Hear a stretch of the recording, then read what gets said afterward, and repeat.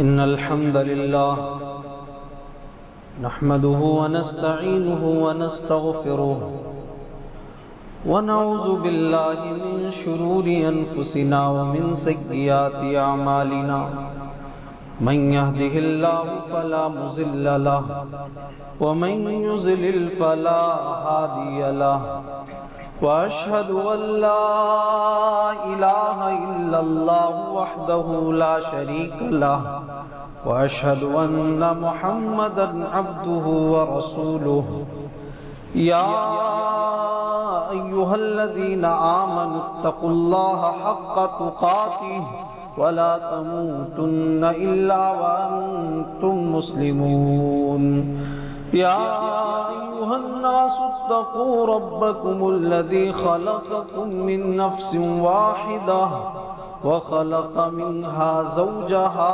وبث منهما رجالا كثيرا ونساء واتقوا الله الذي تساءلون به والأرحام إن الله كان عليكم رقيبا يا أيها الذين آمنوا اتقوا الله وقولوا قولا سديدا يصلح لكم أعمالكم ويغفر لكم ذنوبكم ومن يطع الله ورسوله فقد فاز فوزا عظيما أما بعد فإن خير الحديث كتاب الله وخير الهدي هدي محمد صلى الله عليه وسلم وشر الأمور محدثاتها وكل محدثة بدعة وكل بدعة ضلالة وكل ضلالة في النار. أعوذ بالله السميع العليم من الشيطان الرجيم. بسم الله الرحمن الرحيم.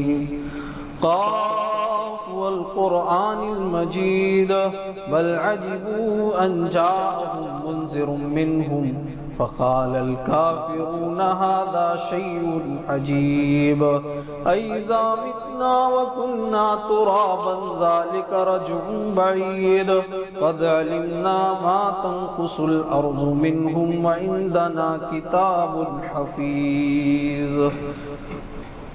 وقال الله تبارك وتعالى في موضع آخر إن عدة الشهور عند الله 12 شهرا في كتاب الله يوم خلق السماوات والأرض منها 4 حرم ذلك الدين القيم فلا تظلموا فيهن أنفسكم سبحانك لا علم لنا إلا ما علمتنا إنك أنت العليم الحكيم. رب اشرح لي صدري ويسر لي أمري واحلل عقدة من لساني يفقهوا قولي. رب زدني علما اللهم رب زدني علما.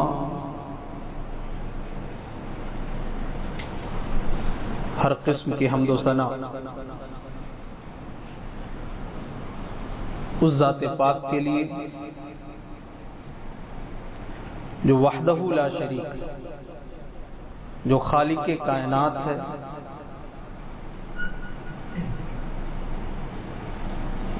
جس نے بے شمار نعمتیں عطا فرمائی.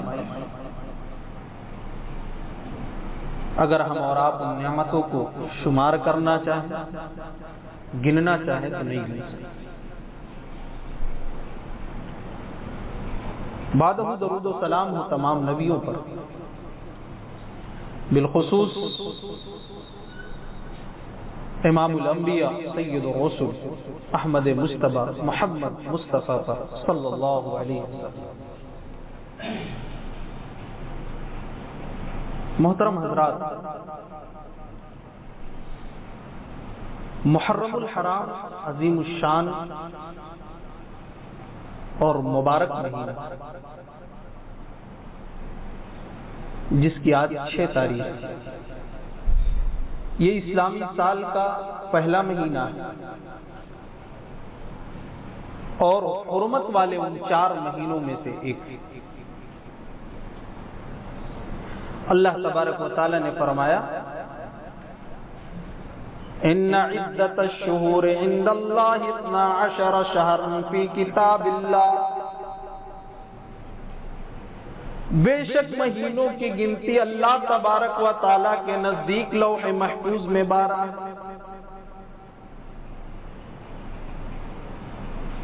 یوم خلق السماوات والارض منها 4 حرم، اور یہ اس دن سے ہے جس دن سے اللہ تبارک و تعالی نے آسمان و زمین کو پیدا کیا، ان میں سے 4 حرمت وہ آدم کے ہیں۔ ذالک الدین القیم، یہی مضبوط دین ہے۔ فلا تظلموا فیہن انفسکم، لہذا تم ان مہینوں کے اندر اپنے نفسوں پر، اپنی جانوں پر ظلم نہ کرو۔ معلوم یہ ہوا ہے آیت کریمہ بتلا رہی کہ ابتدائے آفرینش ہی سے لے کر جب سے اللہ تبارک و تعالی نے آسمان و زمین کی تخلیق کی ہے، مہینوں کی گنتی اللہ تبارک و تعالی کے نزدیک 12 ہیں، ان میں سے 4 حرمت و ادب کے۔ 4 حرمت والے مہینے کون سے ہیں؟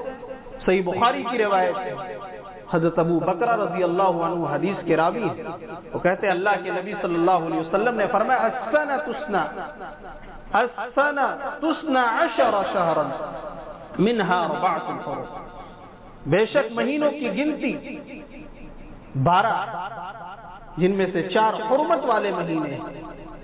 ثلاثۃ متوالیات، 3 پہ در پہ ہیں، ذو القعدہ و ذو الحجہ والمحرم ورجب مضر الذی بین جمادى و شعبان۔ سب سے پہلا ذو القعدہ، ذو الحجہ، محرم الحرام جس مہینے سے ہم اور آپ گزر رہے ہیں، اور رجب کا مہینہ جو جمادی الثانی اور شعبان کے درمیان میں آتا ہے، حرمت والے مہینے۔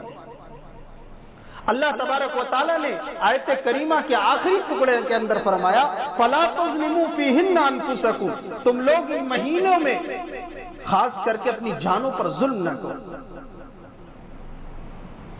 ظلم سے مراد کیا ہے؟ ایک تو یہ ہے کہ ان مہینوں کے اندر جنگ و جدال نہ کرو، قتال نہ کرو۔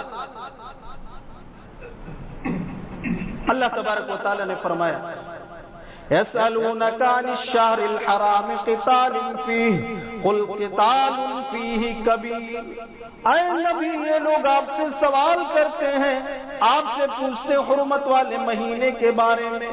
يَسْأَلُونَكَ عَنِ الشَّهْرِ الْحَرَامِ قِتَالٌ فِيهِ، قتال کرنے کا گناہ کیا ہے؟ حرمت والے مہینے میں قتال کے بارے میں پوچھتے ہیں، قُلْ قِتَالٌ فِيهِ كَبِيرٌ، آپ ان سے کہہ دیجئے کہ ان مہینوں میں قتال کرنا بہت بڑا گناہ ہے۔ ظلم تو سال کے 12 مہینوں میں ممنوع ہے، گناہ کرنا کسی بھی مہینے میں کسی بھی وقت اللہ تبارک و تعالیٰ کو پسند نہیں ہے، لیکن حرمت والے مہینوں میں اگر ہم اور آپ کریں گے تو اس کا گناہ کئی گنا بڑھ جاتا ہے۔ حافظ ابن کثیر رحمہ اللہ عبداللہ ابن عباس رضی اللہ عنہ سے نقل کرتے ہیں کہ انہوں نے فرمایا کہ ظلم تو سال کے 12 مہینوں میں ممنوع ہے، گناہ کرنا ہر وقت ممنوع ہے، لیکن اگر حرمت والے مہینوں میں ہم اور آپ ظلم کرتے ہیں، قتال کرتے ہیں، گناہ کا کام کرتے ہیں تو اس کا گناہ کئی گنا بڑھ جاتا ہے، اور حرمت والے مہینوں میں نیکیوں کا اجر و ثواب بہت زیادہ بڑھ جاتا ہے۔ لہذا امت مسلمہ کے ہر فرد کو چاہیے کہ وہ حرمت والے مہینوں کا خیال کرتے ہوئے ان حرمت والے مہینوں میں کثرت سے اللہ تبارک و تعالیٰ کی عبادت کریں اور گناہوں سے دور رہیں۔ زمانے جاہلیت میں بھی لوگ حرمت والے مہینوں کا پاس و لحاظ رکھتے تھے، ان کا احترام کرتے تھے، ان میں قتال نہیں کرتے تھے، جنگ و جدال نہیں کرتے تھے۔ اللہ تبارک و تعالیٰ نے بھی ان مہینوں کی حرمت و تقدس کو باقی رکھا اور ان 4 مہینوں کو حرمت والا قرار دیا اور قتال کرنے کو بڑا گناہ قرار دیا۔ لیکن آج اسلامی سال کا جو پہلا مہینہ ہے اس کو آج اہل کفر کی سازش سے اس کو غم کا مہینہ قرار دے دیا گیا۔ اس مہینے کو نوحہ اور ماتم کرنے کے لیے قرار دے دیا گیا، اور یہ کہا گیا اسلامی سال کا مہینہ جیسے شروع ہو، یہ ماتمی مہینہ ہے، یہ غم کرنے کا مہینہ ہے، یہ نوحہ کرنے کا مہینہ ہے، یہ صرف اہل کفر کی سازش ہے۔ مسلمانوں، جب کافروں کی شروعات ہوتی ہے، کافروں کی سال کی ابتدا ہوتی ہے، تو کتنے جشن منائے جاتے ہیں۔ مسلمان خود مبارکباد پیش کرتے، happy new year card banner شائع ہوتے ہیں، دسمبر کے آخری ڈوبتے ہوئے سورج کا فوٹو لیا جاتا ہے، جنوری کے پہلے 1 جنوری کے نکلتے ہوئے سورج کا فوٹوگراف لیا جاتا ہے اور خوشیاں منائی جاتی ہے۔ دراصل یہ یہودی سازش ہے، مسلمانوں کے سال کی ابتدا کو نوحہ اور ماتم کرنے کے لیے اسے بنا دیا گیا ہے۔ سمجھنے کی ضرورت ہے میرے بھائی، یہ حرمت والا مہینہ ہے، ہم اور آپ گناہوں سے بچنے کی کوشش کریں، کثرت سے نیکیاں کرنے کی کوشش کریں، اور جس واقعے کو بنیاد بنایا جاتا ہے، جس واقعے کو بنیاد بنا کر ماتم، نوحہ، تعزیہ داری کیا جاتا ہے، وہ واقعہ ہی دراصل سند کے اعتبار سے بے بنیاد اور کمزور ہے۔ اس کی تفصیلات آپ دیکھیں گے تو ایک ہی روایت میں، تاریخ طبری میں 2 طرح کی روایتیں مل جائیں گی۔ ایک تاریخ ملے گی آپ کو ماہ محرم کی 10 تاریخ کو حضرت حسین کی شہادت ہوئی ہے، اور دوسری تاریخ وہیں پہ اسی کتاب میں دوسری روایت ملتی کہ ماہ سفر میں واقعہ پیش آیا ہے۔ اسی روایت میں کربلا واقعہ جگہ بتایا جاتا ہے، دوسری روایت کے اندر نینوا جگہ بتایا جاتا ہے۔ معلوم یہ ہوا کہ اس واقعے کی تاریخ ہی بے بنیاد اور کمزور ہے۔ اگر بفرض محال 10 محرم ہو بھی تو پھر بھی یہ تو شہادت پر مشتمل ہے، اور اسلامی تاریخ بڑی بڑی عظیم شہادتوں سے پر ہے میرے بھائی۔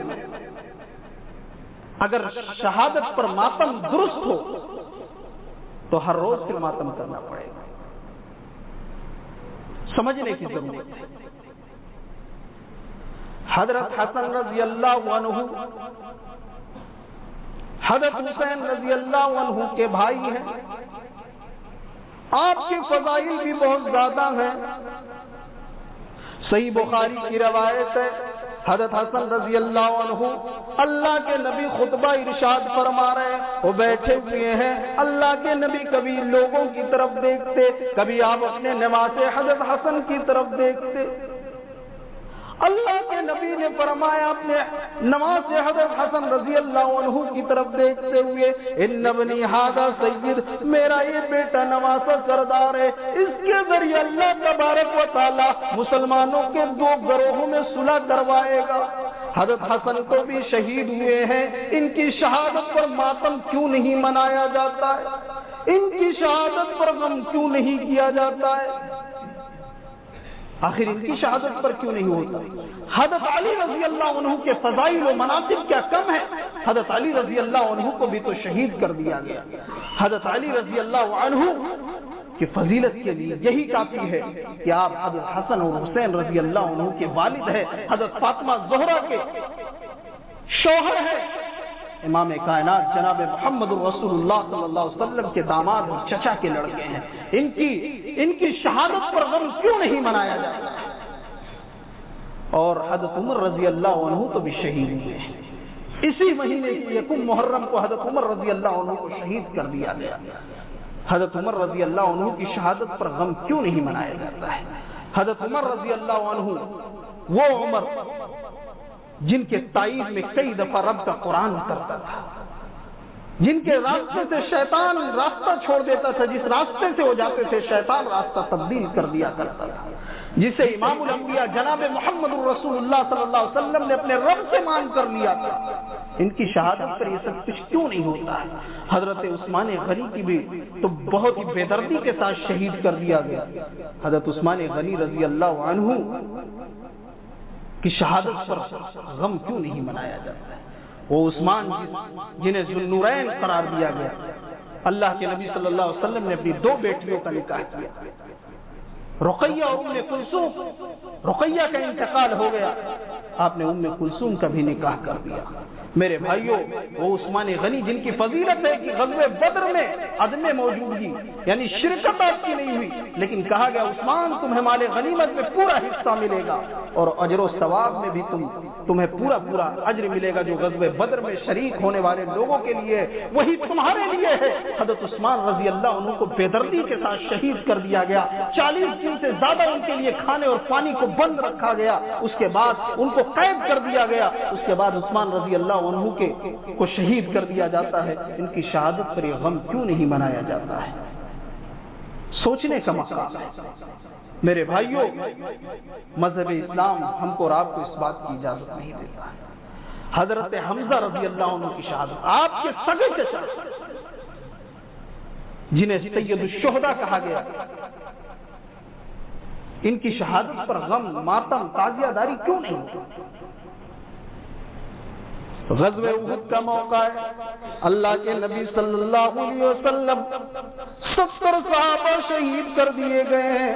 اللہ کے نبی صلی اللہ علیہ وسلم ہر ایک صحابی کو دیکھتے آپ کی آنکھوں میں آنسو ہے، کہتے ہیں میرا ساتھی، یہ میرا ساتھی، یہ میرا ساتھی۔ ایک لاش ایسی بھی آتی ہے جس کے ناک کو کاٹ دیا گیا ہے، جس کے کانوں کو کاٹ دیا گیا ہے، کلیجہ کو مسلا کیا گیا ہے، کلیجے کو چبانے کی کوشش کی گئی ہے، اللہ کے نبی کے سامنے لایا جاتا ہے۔ اے اللہ کے نبی نے سوال کیا میرے صحابہ لاش کس کی ہے؟ بتایا گیا ہے آپ کے چچا حضرت حمزہ کی لاش ہے۔ اللہ کے نبی صلی اللہ علیہ وسلم کی آنکھوں میں آنسو ہیں۔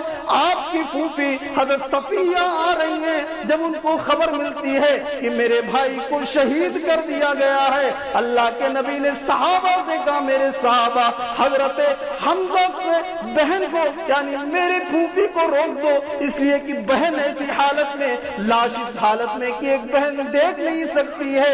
میرے بھائی کی یہ حالت تھی۔ غزوہ احد کے موقع پر حضرت حمزہ کو اس طریقے سے شہید کر دیا گیا ہے، لیکن حضرت حمزہ کی شہادت پر ماتم کیوں نہیں منایا جاتا ہے؟ اگر نوحہ و ماتم سب جائز ہوتا تو ظاہر بات ہے سید الشہداء ان کی شہادت پر بھی یہ ساری چیزیں ہونی چاہیے، لیکن قرآن تو ہمیں صرف صبر کی تلقین کرتا ہے۔ قرآن اور سنت ہمیں اس بات سے منع کرتا ہے کہ ہم کسی کی شہادت پر نوحہ کریں، ماتم کریں۔ ظاہر بات حضرت حسین رضی اللہ عنہ کی شہادت ہوئی، اس کا غم اور افسوس ہمیں ہے، لیکن اس کا مطلب یہ نہیں کہ ہم نوحہ کریں۔ قرآن صبر کی تلقین دیتا ہے، ان اللہ مع الصابرین، بے شک اللہ صبر کرنے والوں کے ساتھ ہے۔ وَبَشِّرِ الصَّابِرِينَ، اے نبی مصیبتیں آئیں گی، پریشانیاں آئیں گی، ہم اہل ایمان کو آزمائیں گے۔ آپ اہل ایمان سے کہہ دیجئے کہ جب مصیبتیں آئیں، پریشانیاں آئیں تو صبر کریں، اور صبر کرنے والوں کو آپ خوشخبری سنا دیجئے، انما یوفی الصابرون اجرہم بغیر حساب، بے شک صبر کرنے والوں کا بدلہ بغیر حساب و کتاب کے قیامت کے دن ملے گا۔ تو ہم ان واقعات پر، ان شہادتوں پر صرف انا للہ و انا الیہ راجعون پڑھ سکتے ہیں، اور اس کے علاوہ کچھ نہیں کر سکتے۔ اس میں کوئی شک نہیں ہے کہ حضرت حسین رضی اللہ عنہ ایک جلیل القدر صحابی تھے، جلیل القدر صحابی تھے۔ آپ کی فضیلت کے لیے یہی کافی حضرت حسین رضی اللہ عنہ کہ آپ پیارے رسول جناب محمد الرسول اللہ صلی اللہ علیہ وسلم کی چہیتی بیٹی حضرت فاطمہ کے لخت جگر تھے۔ اللہ کے نبی صلی اللہ علیہ وسلم بہت زیادہ محبت کرتے تھے۔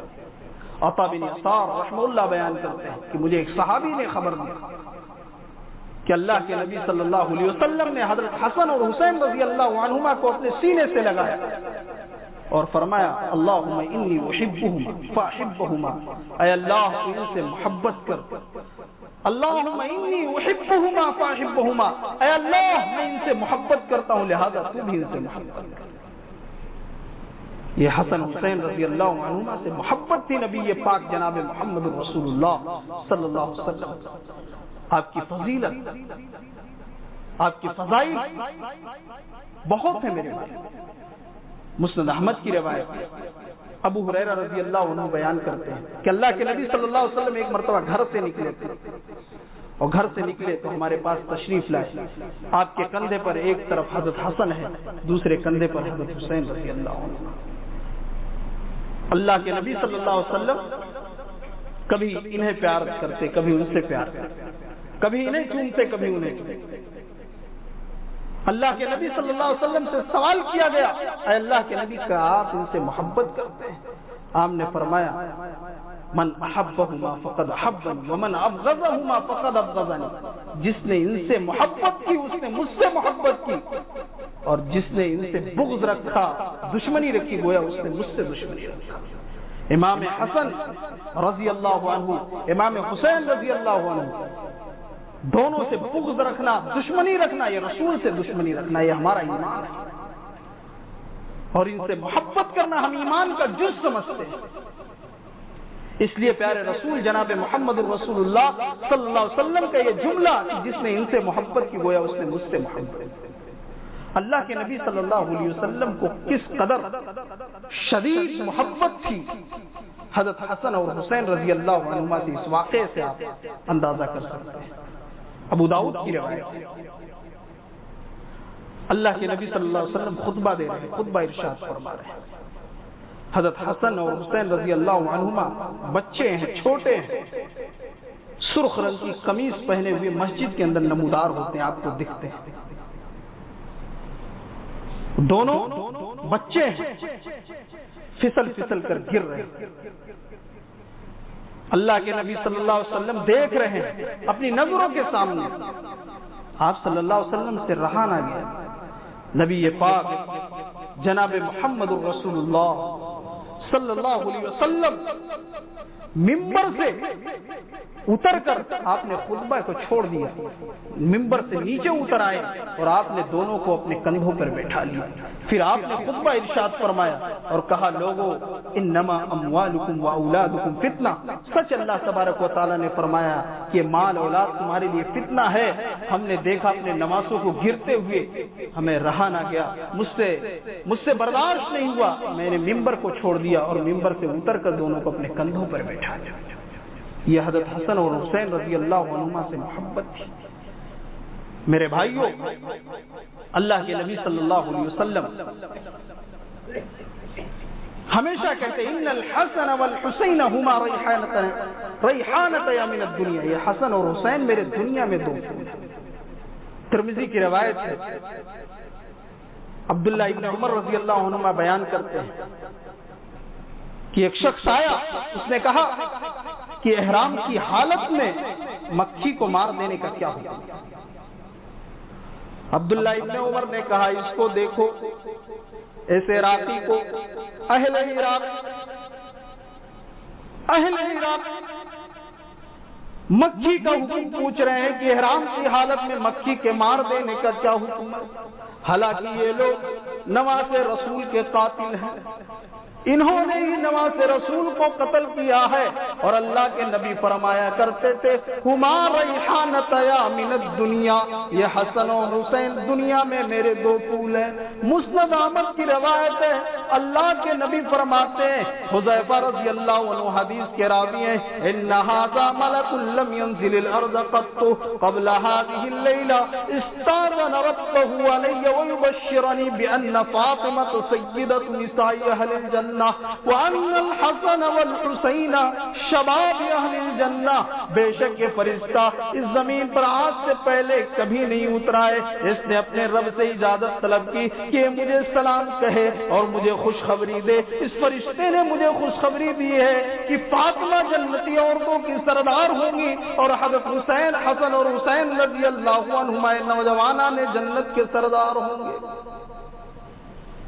یہ حضرت حسن اور حسین رضی اللہ عنہما کا مقام ہے. میرے بھائیوں، ان حدیث کو ہم سامنے رکھتے ہوئے، ان حدیث کو اپنے سامنے رکھتے ہوئے ہم حضرت حسن اور حسین رضی اللہ عنہما سے بہت زیادہ محبت کرتے ہیں۔ حضرت حسین رضی اللہ عنہ کی شہادت کا غم ہر ایک مسلمان، لیکن اس کا مطلب یہ نہیں کہ نوحہ کیا جائے، ماتم کیا جائے، کیونکہ نبی پاک جناب محمد رسول اللہ صلی اللہ علیہ وسلم نے اسے جاہلیت کے کاموں میں سے قرار دیا ہے۔ صحیح مسلم کی روایت، اللہ کے نبی صلی اللہ علیہ وسلم فرماتے ہیں اربع فی امتی من امر الجاہلیہ، جاہلیت کے چار کاموں میں، جاہلیت کے چار کاموں کو میری امت چھوڑنے کے لیے تیار نہیں۔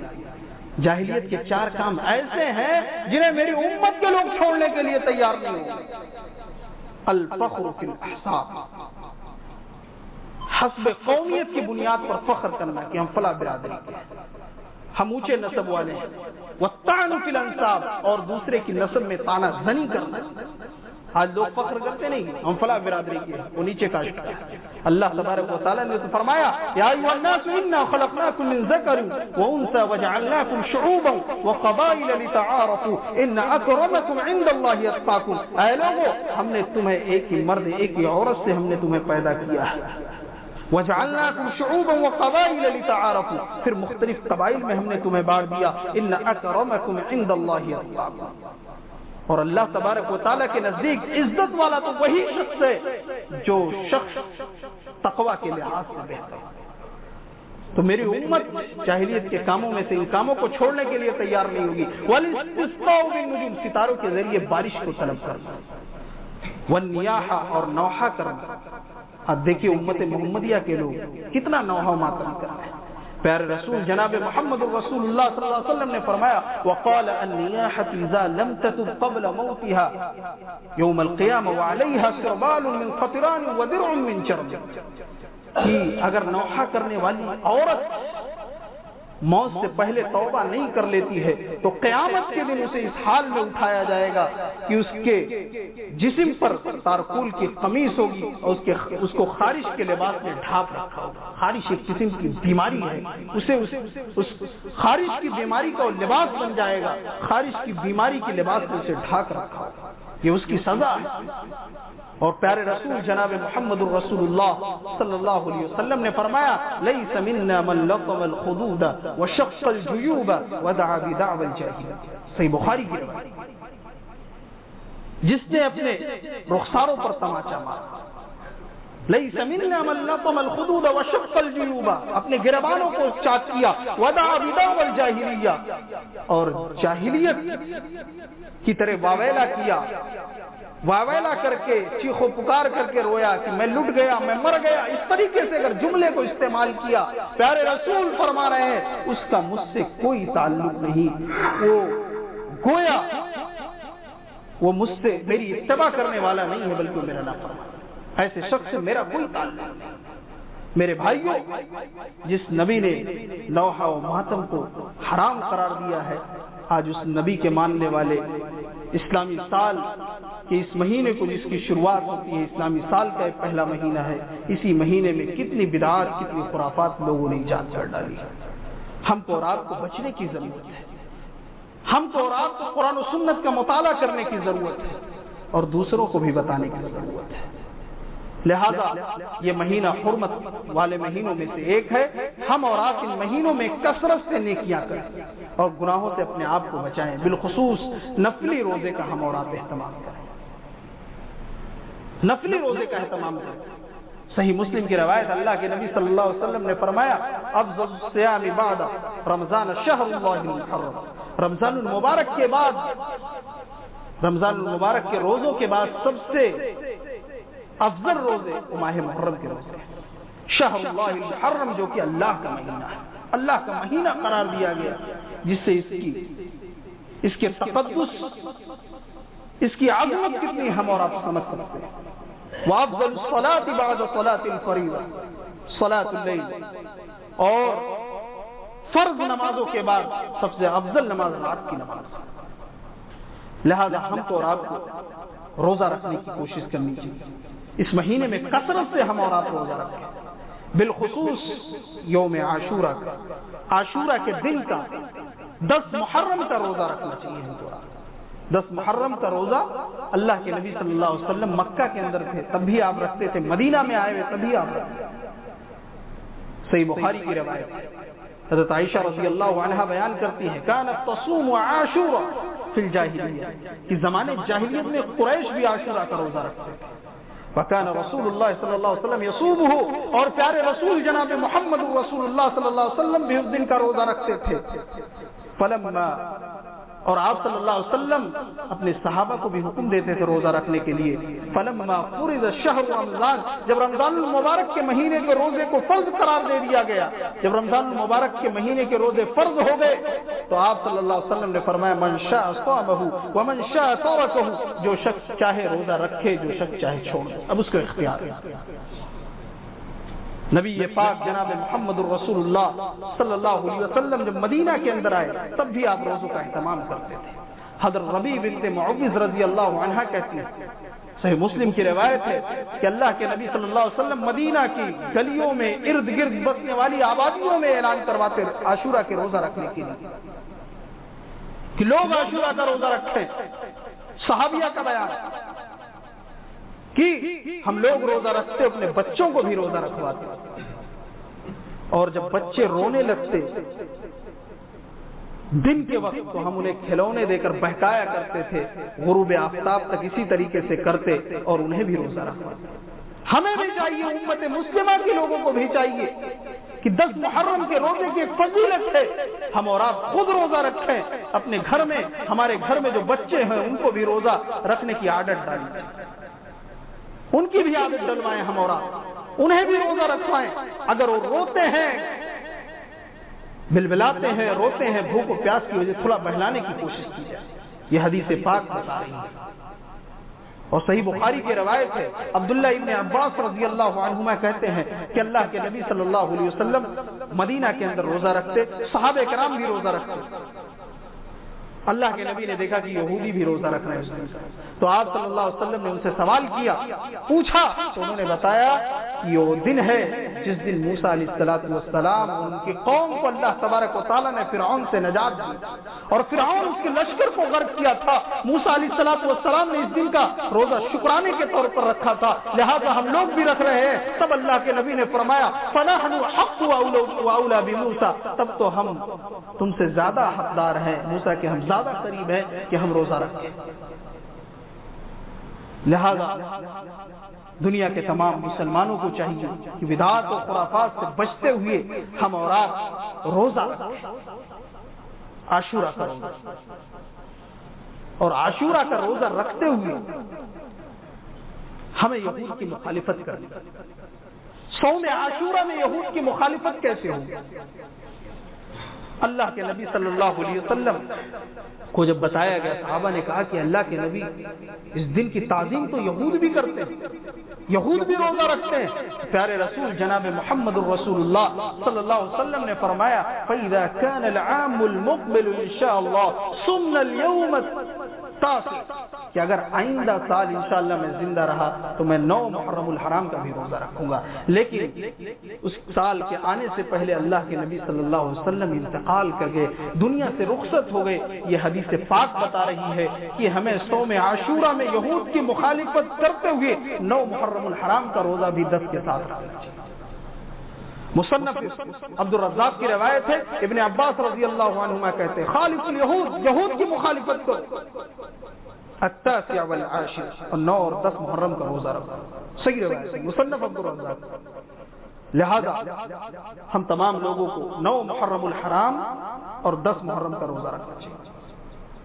ایک دوسری روایت کے اندر جو مسند احمد کی روایت ہے، اللہ کے نبی صلی اللہ علیہ وسلم نے فرمایا خالف فیہ الیہود، یہود کی مخالفت کرو، عاشورہ کے روزے میں یہود کی مخالفت کرو، اور ایک دن پہلے روزہ رکھو یا ایک دن بعد۔ لیکن اس روایت پر محدثین نے کلام کیا ہے، علامہ البانی وغیرہ نے ضعیف کہا ہے، لہذا صوم عاشورہ میں مخالفت کی صحیح حدیث کی روشنی میں ہم کو اور آپ کو چاہیے کہ ہم اور آپ 9-10 کے ساتھ 9 محرم الحرام کا روزہ بھی رکھیں. لہذا اگر کوئی شخص نہیں رکھ سکتا تو اہل علم کا کہنا اگر 9 کا وہ نہیں رکھ پائے اتفاق تو 10 کا رکھ رہا ہے تو 11 کا بھی رکھ سکتا ہے. یہود کی مخالفت کرنے کی نیت سے وہ 11 محرم الحرام کا بھی روزہ رکھ سکتا ہے اگر کوئی 9 کا نہیں رکھ سکا. معلوم یہ ہوا کہ ہم کو اور آپ کو عاشورہ کا روزہ رکھتے ہوئے یہود کی مخالفت کرنی چاہیے, جیسا کہ اللہ کے نبی صلی اللہ علیہ وسلم نے عہد کیا کہ اگر زندگی رہی آئندہ سال زندہ رہتا انشاءاللہ روزہ رکھنا. تو یہود کی مخالفت کرنی ہم کو روزہ رکھنا ہے. یہ تو عاشورہ کے روزے کی فضیلت. اس کے علاوہ اس مہینے میں ہم اور آپ کثرت سے جتنے روزے رکھیں گے اتنا ہی فائدہ ملے گا انشاءاللہ. ہندوستان کی رویت کے اعتبار سے پیر اور منگل کو ہم کو اور آپ کو روزہ رکھنا ہے, سوموار کے دن اور منگلوار کے دن. 9 محرم الحرام سوموار منڈے اور ٹیوزڈے منگلوار کے دن. 10 محرم الحرام عاشورہ کا دن ہے, لہذا ہم تمام لوگوں کو اس دن روزہ رکھنا ہے. آئیے دیکھتے ہیں عاشورہ کے روزے کی فضیلت کیا ہے. عاشورہ کے روزے کی فضیلت کے تعلق سے صحیح مسلم کی روایت پیارے رسول جناب محمد الرسول اللہ صلی اللہ علیہ وسلم سے سوال کیا گیا. حدیث کے راوی حضرت ابو قتادہ رضی اللہ عنہ, سئل رسول اللہ صلی اللہ علیہ وسلم صوم یوم عاشورہ, عاشورہ کے متعلق سوال کیا گیا. اللہ کے نبی آپ بتائیے کہ عاشورہ کے روزے کی فضیلت کیا ہے. پیارے رسول نے فرمایا یکفر السنۃ الماضیہ, پچھلے 1 سال گناہوں کا کفارہ ہے, پچھلے 1 سال گناہ معاف ہو جاتے ہیں. صحیح مسلم کی روایت ہے. اس حدیث پاک کو اپنے سامنے رکھتے ہوئے ہونا یہ چاہیے کہ دنیا کے تمام مسلمان 10 محرم الحرام یعنی عاشورہ کا روزہ رکھتے اور اس قیمتی وقت کو ضائع و برباد نہیں کرتے. لیکن افسوس صد افسوس اس دور میں معیار تبدیل ہو گیا ہے. لوگوں نے بدعات ایجاد کر ڈالی, اس دن خرافات ایجاد کر ڈالی. ہونا تو یہ چاہیے تھا کہ لوگ اس سنہرے موقع کو غنیمت سمجھتے ہوئے روزہ رکھتے, لیکن سنت بدعت بن گئی. بدعت کو لوگوں نے سنت سمجھ لیا, معیار کو تبدیل کر دیا. اس دن روزہ رکھنے کے بجائے خصوصی ڈشیں تیار کی جاتی ہیں, سبیلیں لگائی جاتی ہیں, دودھ پلائے جاتے ہیں اور کہا جاتا ہے نظر حسین کوئی پیاسا نہ جائے. میرے بھائیوں, ہمیں نہیں معلوم ہے کہ یہ شہادتیں, یہ حضرت حسین رضی اللہ عنہ کی شہادت کا غم منایا جاتا ہے یا ان کی خوشی منائی جاتی ہے. ان کی خوشی منائی جاتی ہے اور نبی اکرم جناب محمد الرسول اللہ صلی اللہ علیہ وسلم کی سنتوں کا مذاق اڑایا جاتا ہے. پیارے رسول نے روزہ رکھنے کا حکم دیا. امت مسلمہ کے لوگ روزہ نہیں رکھ رہے ہیں بلکہ اس دن کو کھانے پینے کا دن بنا دیا ہے. یہ بہت افسوس کا مقام ہے. یہ قرآن و سنت سے دوری کا نتیجہ ہے.